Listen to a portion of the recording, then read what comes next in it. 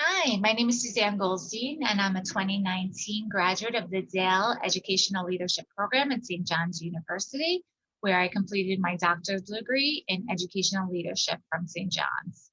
I wrote my dissertation on the impact of gender on academic performance of the NAEP fourth grade science assessment, which I will be sharing with you shortly. But first, I'd like to talk to you about my career path and why it's unique uh, to, to the system. So I began my teaching career back in the 90s. I was a first grade teacher, then the second grade teacher. During that time, I was also the director of a summer program, summer camp program. And then I moved into administration at the region office for New York City Department of Education, where I've been an instructional curriculum specialist for over 15 years.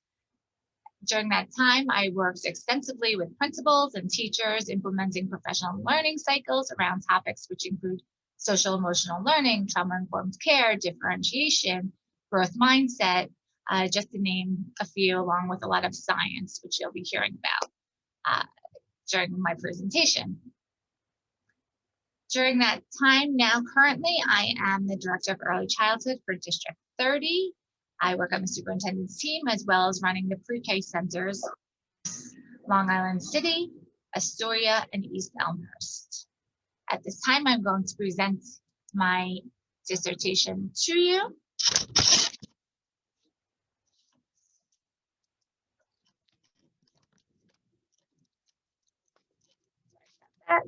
On the impact of gender. Thank you, Dr. Campbell, for always being a great mentor to me. The purpose of my quantitative research study was to examine fourth grade students and see how they did on the science exam overall. The NAEP data set is the National Assessment of Educational Progress, and researchers use this to look at different assessment scores of both female and male students that were sampled during this measure. And I was looking at trends across the United States. And I wanted to know, my overarching question was there a significant difference in achievement between male and female students in the 2015 NAEP data set? And the significance of this study lies in its potential to contribute to the existing body of research on the effects and attitudes towards science and the influence that academic achievement for female and male students have in the area of science. And I'm just going to go through some of the slides quickly, but this is just so you have an overview. And the purpose was to explore whether there was a significant difference between females and male students, and to analyze if there is statistically significant difference between race, ethnicity, and student achievement, as well as in the 2015 data set. And I also wanted to know whether the determination if relationships between students' view of learning and perceptions of science differ by gender, and as well as stereotypes we were looking at. So I had a few research questions, which you can see here. Is there a significant relationship between race and ethnicity and student achievement in the 2015 NAEP data set? Is there a difference between male and female? Is there a relationship between students' view of learning and the perceptions of science differ by gender? And does jurisdiction play a role on science achievement in the data set? And common threads across my literature review indicated underrepresentations of females in science, gender gaps, stereotypes, and science identity. And a majority of the research studies had similar findings. However, some had slight differences, which led me in different paths going forward for my research study. I conducted many literature reviews, some of which are exhibited here.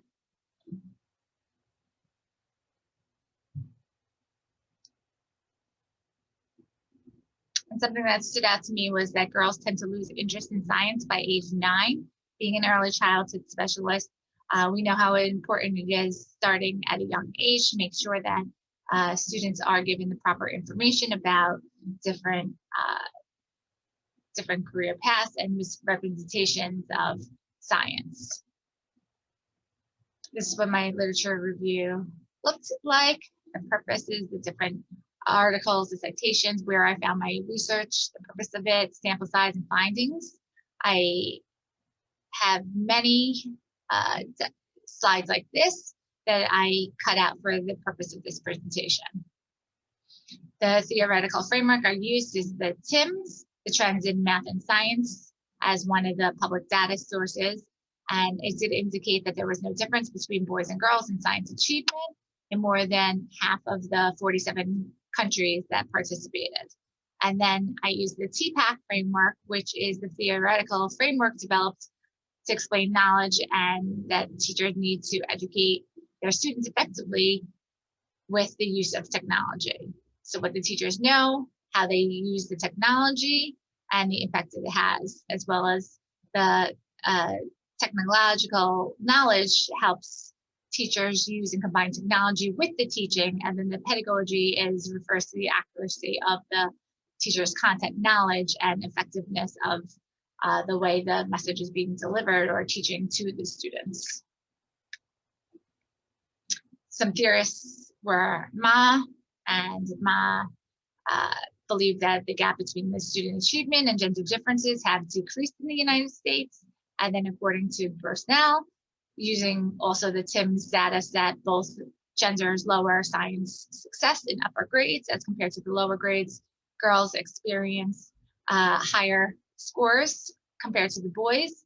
And then at grade level, it increases due to a sharper decrease in boys. So the research examines whether there's a difference between student achievement and fourth grade students between males and females. Data was collected by various sample sizes, and the TPAC framework, of course, serves as the theoretical framework for my research study, as well as teacher surveys and student surveys were collected. And the researchers determined that factors were used in a regression, which included fourth grade science, 2015 NAEP data scores.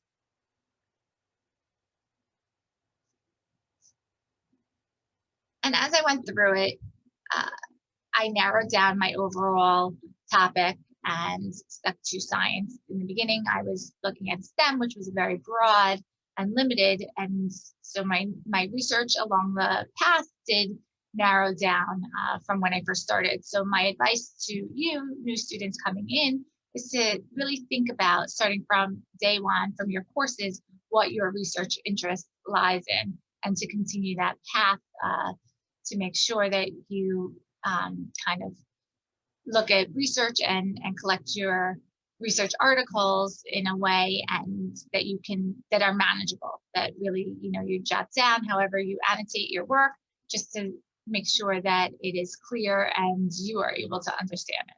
So here, the NAEP data fourth grade elementary science test was some of the assessment tools that has been used throughout the United States to measure students' knowledge. And secondly, it looked at achievement. And my hypothesis, which were my questions before, is there is the results, there is a statistical significant relationship between race and ethnicity and student achievement in the 2015 NAEP data set. And then there is not a significant difference between males and females. There is not a significant relationship between students' learning and the perceptions of science and gender, and there is not a significant relationship between jurisdiction playing a role in science achievement. Some sample sizes, you'll have to collect data to see who your population is.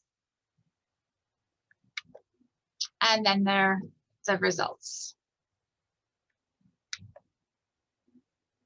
And there is not. There were some limitations to the study, just like any study that you will encounter. NAEP requires a participation rate of 70% or above to the national results reported, and the internal and external validity. Research was built in 2015, fourth grade science NAEP data set, and questionnaires are limitations with self-reporting. NAEP represents 1 year in time. It's not continuous, so therefore there's no longitude conclusions that can be drawn or misinterpretations for questions by students. aren't changed, or there could be computation errors. So there are some limitations to this study. And in order for students to be more successful in science knowledge that incorporates math concepts, teachers are required professional development on improving content in both math and science. This way, connections can be made across content areas. Reading and math scores for selected students were not analyzed to determine the correlations between success in science, and it's nearly impossible to choose schools that utilize the same program. I know, even speaking from my own district, we were using different science programs, and across New York City, Department of Education schools, there are different options that schools can choose into or opt into for curriculum choices. So to determine whether or not everyone's using the same science program is nearly impossible across the United States. So overall, I'd like to thank you and thank my committee for joining me at this time.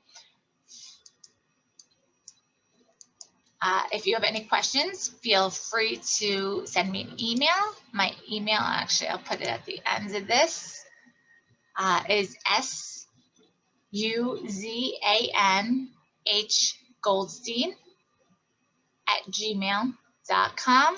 And I appreciate your time and you joining me for this.